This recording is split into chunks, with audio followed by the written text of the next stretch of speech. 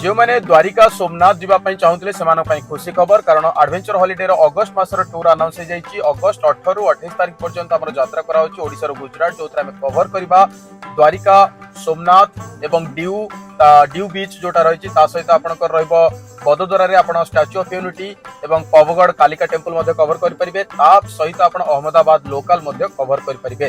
तो 8 रु 9 दिन सुंदर पैकेज अच्छी मात्र प्राइस अच्छी 24,000 टका जो आपंकर जावासवा थर्ड एसी ट्रेन टिकेट रहिबो 7 डे होटल स्टे रहिबो विथ ब्रेकफास्ट एंड डिनर सहित 7 डेज व्हीकल आपको प्रोवाइड करा समस्त लोकल साइट सीइंग सहित मु निजे आपन सहित जीवी आपको गाइड करी केमती बुलिबा कौन बुलिबा। तो जो मैंने एक्साइटेड अच्छी द्वारिका और सोमनाथ एक्सप्लोर करने अगस्ट मास आम सहित डिस्क्रिप्शन नंबर अच्छी लिमिटेड सीट्स अच्छी मात्र 5 दिन भितर आम बुकिंग क्लोज करूँ। तो एबे ही कॉल करंतु एवं निजर सीट बुक करंतु एवं रेडी जातु अगस्ट मास आम सहित गुजरात एक्सप्लोर करिया।